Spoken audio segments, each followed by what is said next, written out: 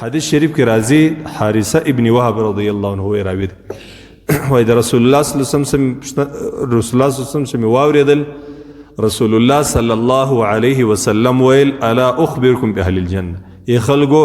تاسو ته د جنت خلک درونه شم جنتیان درونه شم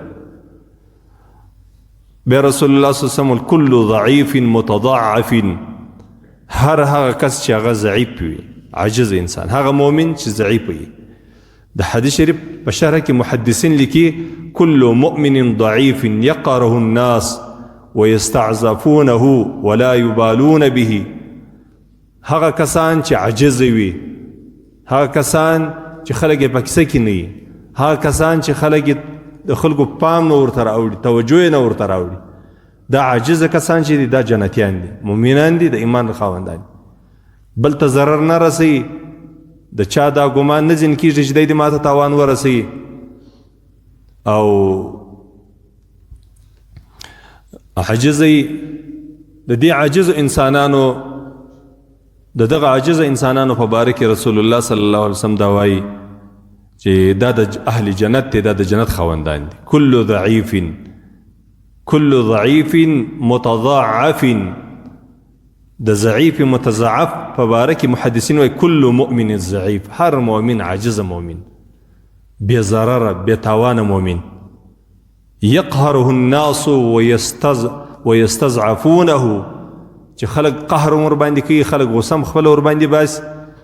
او عاجز بولي د مقابله نه بولي د عاجز انسانان چې دي ولا يبالون به خلق پکې سکلانی خو لیکن د الله رب العزت په نیز باندې دا څنګه دی لو اقسم على الله لابره کچیر قسم پر الله رب العزت باندې واخ چې داسې به وسی یا داسې به کیږي هغه رقم علاقي پرونه غالبا د امیر صاحب په بیان کې دلته ما واوریدل چې د بلال رضی الله عنه په باره کې ویله چې رسول الله صلی الله علیه وسلم ته درې وری ول چې سهار سو په درېم وری قسم ورته واخسید چې د الله رسول سهار سو مطلب پښتمه بس نو الله رب العزت سهار نو خوش د قسم واخسي الله د قسم عزت او قدر وکي پر الله دونه ګرانو الله سهار دغه حدیث شریف دا د قول تایید په دې حدیث شریف باندې کیږي اوس ماته دا ځای نه دی معلوم هغه ځای ما نه دی کتلی په صحابه کرام په واقعاتو کې دا راځي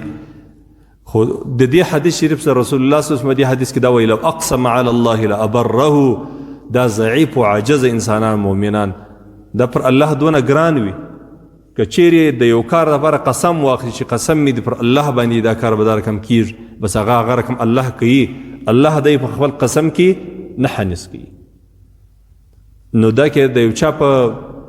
چا په شوالي باندې قسم واخلي چې دا سړی به کامیاب وي قسم ور باندې واخلي نو الله رب العزت کامیاب کوي یعنی دا خلک چې دي مستجاب الدعوت دي الله رب العزت باندې دونه ګران دي چې په قسم کې الله نه حنس کوي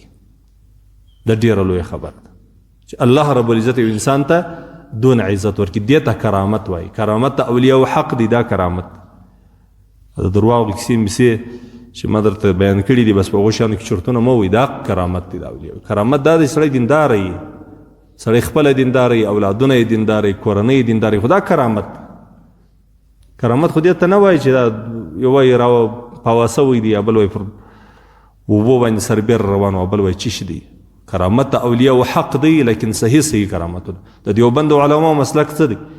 ګډي وډي بنوای حواله ورکه په صحیح کتاب ته حواله ورکه کتاب ته د حواله ورک بیا به خبره ګوره چې متوازنه ده کنه ده بر او بیا به دا ګوره چې هغه سړی خپل کله کله انکار کړي اشرف علي تنویر رحمت الله تعالی علیه کتابو ته ظالمان حواله ورکی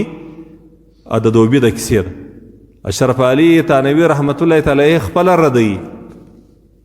وای په کتاب کې راغلی نو هغه خوای وای نه د صحیح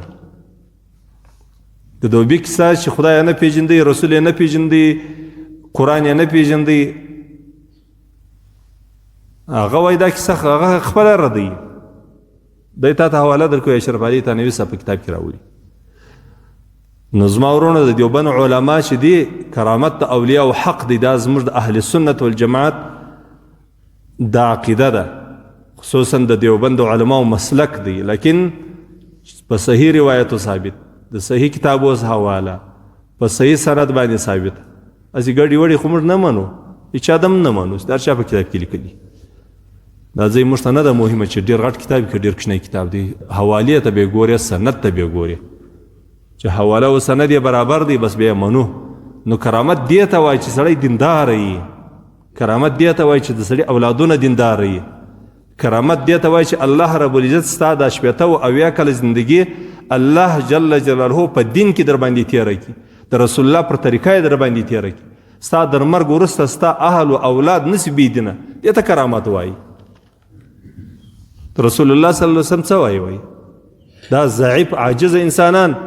دا د الله ولیان دي لو اقسموا علی الله لابره